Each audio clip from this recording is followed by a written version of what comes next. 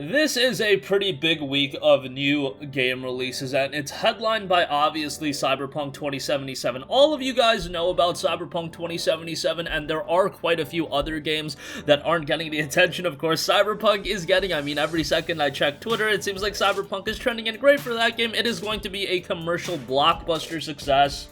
And I'm sure the game's gonna be really good. However, in this video, I also want to highlight a couple of other titles that are coming to the PlayStation 4 this week. So without further ado, let's get right into it. Kicking things off, I do want to give some shine to Unto the End. This game looks great. It's got a great look to it that's a little bit simplistic, but at the same time, I think the coloring in this game is great. The game is noted to be a challenging combat adventure game in the style of a cinematic platformer. The story is simple: get home to your family, master read, react combat in intense sword fights, spot opportunities to trade, use items, and adventure told through your actions. How will you make it home? This is a game that I think visually looks so good, even though if not from a technical standpoint like a CyberPunk 2077, it's like completely gargantuan in its technical offerings. However, really like the look of the title, and it's a game that I think could end up shocking a lot of people. Coming from Two Ton Studios, and Big Sugar is the publisher, unknown in that regard. However, I'm really hoping for the best out of this one, as again, I think it could end up surprising a lot of people, especially if it is priced accordingly. The game notes a one-of-a-kind combat system focused on skill and mastery, designed and built from the ground up specifically for 2D. Fight intelligently and strike tactically with your sword and ranged weapons in fierce one-on-one and group battles, handcrafted encounters, player skill focus, unforgiving terrain, and a lot more where that comes from. This one will be out December 9th, so just in a couple of days. Next up, if you do have PlayStation VR, you'll want to have your eyes locked on Swords of Gargantua. This is a VR sword action game you can experience in single-player mode or online co-op with up to 3 other players. Traverse through the terrasact abyss floors with the aim of taking down the giant Gargantua and its deepest lair, Floor 101. Now, this one came out on PC back in June of 2019. Got a relatively positive reception, 185 reviews, 71% positive. That's pretty good. VR games these days, a lot of them still trying to find their way, and a lot of them are still, working out the issues that, developing a VR title is going to have. You don't have the years and legacy that traditional games have in terms of people can look at all the mistakes people have made with developing regular games, non-VR titles, I should say. So VR titles are a little bit different, where it's still a work in process for a lot of them. However, you're seeing them get exponentially better year over year. Now, this is a game that came out June of 2019, so it's not like it's being developed ground up for PSVR, and this is a brand new game. However, it is making its way to PlayStation VR for the first time, so I still find that rather exciting, and PlayStation VR's library is getting quite good. I mean, I've been touting that for quite a while. It's been good for quite a while, but this is just going to add to the library. The issue with VR, if you don't have the headset, it's really the balancing act on whether or not you want to get the VR headset right now, or do you want to wait until Sony ultimately does release another VR headset, because at some point that is going to be coming. Doesn't take rocket science to figure that one out. It seems like Sony is still very much in the VR market, and they have a long-term plan for it, which is great, because we've seen Sony release platforms in the past, the PlayStation Vita, for example, where it'll come out hot and blazing, and then after 6 months, it's completely to the wayside. You go, PlayStation Vita. But it seems like they have been rather committed to PlayStation VR as a platform, which is great. Moving on from that, we've got Monster Sanctuary. This one's pretty cool. This has been in early access on PC since August of 2019 with a really positive reception. Very positive reviews, 1,775 user reviews, 94% of those reviews are positive. This game is described to be monster taming meets Metroidvania, collect, train, and battle monsters in a lovely side view pixel world. This definitely harkens back to some old school titles, kind of gives me vibes of something like a Stardew Valley, which definitely isn't a bad thing at all.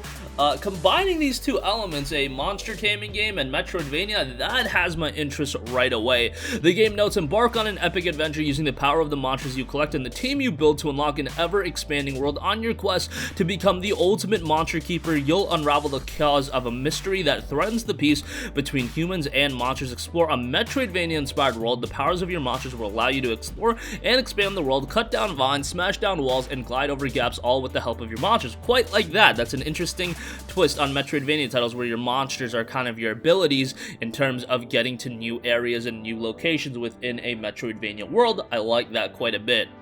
You'll assemble your team, hatch, collect, and train monsters from across the world, and build your team. Every monster has a unique skill tree to allow you to customize and tailor your party. Clash in tactical 3v3 combat and battle monster keepers around the world. Go ahead to test the skill and ability in online player versus player mode. Gather and train monsters, max out their skill trees, and take on friends and foes in an epic battle until your monsters are the last one standing. So that's going to add a layer to the game as well. This one is due out this week. Hopefully it's coming out of early access as well, so that's great. The official launch is set for December 8th, so you can check that out tomorrow. Dying Light Anniversary Edition is also coming. Now, this is a pretty interesting release that I had no idea about. Obviously, Dying Light has been released in the form of the Standard Edition, then we had the Enhanced the following, and now we have the Anniversary Edition that comes with even more DLC than the Enhanced Edition. So to give you guys the rundown on Dying Light Anniversary Edition and what it comes with, you've got the Be the Zombie DLC, Cuisine and Cargo, Ultimate Survivor Bundle, the Bozak Horde, 5th Anniversary Bundle, Dying Light the Following, and Dying Light Hell Raid. So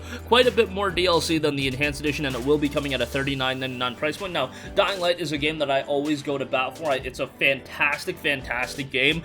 Great visuals, great gameplay.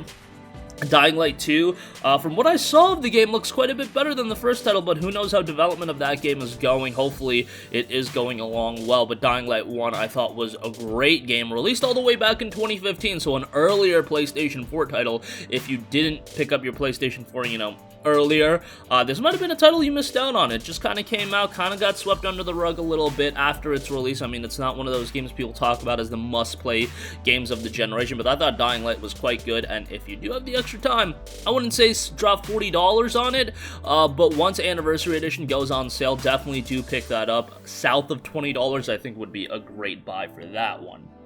Next up, we have a Brigandine, The Legend of Runersia. This one is coming kind of out of nowhere. It's an endless fantasy war grand strategy simulation. Conquer the continent in this grand strategy simulation game. The continent is home to 6 major powers with more than 40 bases, 100 knights, and 50 types of monsters. Select a ruler, compose your platoons of knights and monsters, and march to claim enemy bases. The player chooses how they will battle, so devise the best strategy to lead your nation toward a continental conquest. How will your legend unfold? Now, obviously, when you talk about grand strategy games, usually these are best played on PC, but it seems like this one is being developed with a console focus in mind, which is great, because sometimes taking that PC grand strategy experience and dropping it on consoles is a little difficult, but maybe if you develop one ground up for the PlayStation 4 and Nintendo Switch, it's going to be coming to, that will make it a more, captivating experience. So we'll see how this one turns out. It is going to be coming out to the PlayStation 4 this week. And lastly, I do want to note Space Invaders Forever. Space Invaders has been around for so long.